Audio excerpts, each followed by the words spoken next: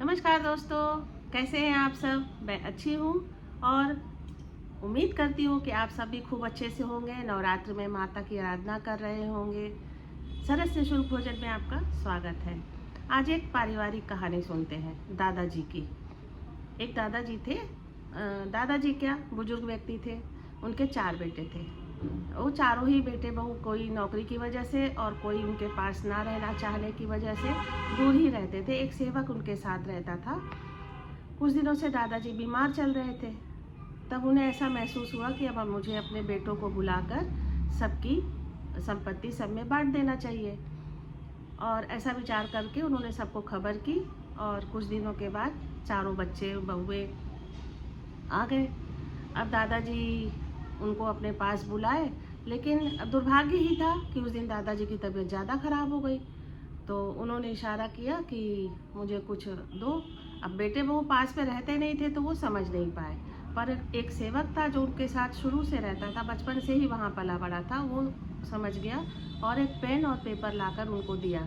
दादाजी ने कांपते हाथों से लिखना शुरू किया, लेकिन हुआ क्या कि एक ही शब्द लिख पाए थे और उनके प्राण पखेरु उड़ गए। खैर, रोना पिटना ये सब मचा रहा घर में।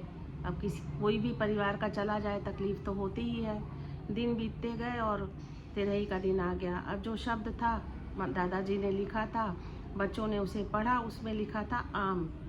तो सबने विचार किया कि अंतिम समय में दादाजी को आम खाने का मन होगा।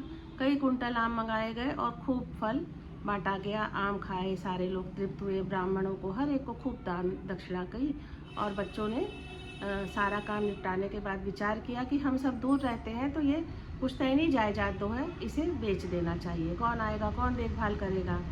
तो एक बिल्डर को बुलाया गया और अच्छे दामों में उस जायदाद को बेच दिया। सब अपने अपने घर चले गए, अच्छा पैसा मिला। कुछ दिनों बाद उस बिल्डर ने भी वहाँ पर काम लगाया, क्योंकि जायदाद तो पुरानी थी, बिल्डिंग पुरानी थी, उसको वहाँ पर तोड़ के बड़ा कॉम्प्लेक्स बनाना और नए तरीके से जो भी करना था, तो उसने काम लगाया।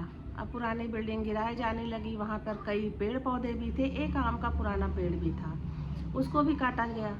अब जब आम कट गया, जब वहाँ सब खुदाई शुरू हुई तो उसके नीचे मजदूरों ने देखा कि एक पुराना संदूक पड़ा हुआ है। हल्ला मच गया कि यहाँ तो कुछ है, यहाँ तो कुछ है। अब बिल्डर वहाँ पहुँचा और सबको हटाकर उसने खुद उस संदूक को निकाला, साफ़ किया और जब खोला तो दंग रह गया। उसके अंदर करोड़ों के हीरे जवाहरात रखे थे, बहुत कुछ था। अब वो बिल्डर जितना रुपए देकर खरीदा था उससे कई गुना उसको प्राप्त हुआ। बात फैली, बच्चों को भी पता चली कि हमारे आम के बगीचे में, पुरानी जायदाद में, हमारी पुरानी संपत्ति में एक गड़ा हुआ संदूक मिला है जिसमें बहुत हीरे जवाहरात हैं। बिल्डर ने तो नहीं दिया, केस मुकदमा चला, पर हक जो है बिल्डर के पक्ष में ही गया कि ज़मीन में जो निकला है दादाजी का उसको मिला है। अब यहाँ इस कहानी से 2 शिक्षा मिलती है। पहली कि हमें अपने बुजुर्गों से कोई बात छुपानी नहीं चाहिए, ना बुजुर्गों को हमसे कोई बात छुपानी चाहिए। हमें अपने बुजुर्गों का, बड़े बूढ़ों का ध्यान रखना चाहिए, उनके हम इतना करीब रहें कि उन्हें कोई बात छुपानी ना पड़े। यदि ये बच्चे दादाजी के पास रहते तो शायद समय रहते उन्हें सारी बात पता होती और ये बहुमूल्य खजाना कहीं इधर उधर नहीं जाता। पर बच्चे अपने स्वार्थ में, अपने हिसाब से बाहर थे। दादाजी भी अपना घर छोड़कर नहीं जा सकते थे क्योंकि उनकी यादें, उनका सब कुछ वहाँ जुड़ा हुआ था। दादाजी का भी कर्तव्य था कि वो समय रहते बच्चों को बता देते। इसलिए इस कहानी से शिक्षा लें और जो कुछ भी है आपके पास अपना, अपने बच्चों को दीजिए या जिसे भी आप देना चाहते हैं उसे दीजिए, पर समय रहते दीजिए।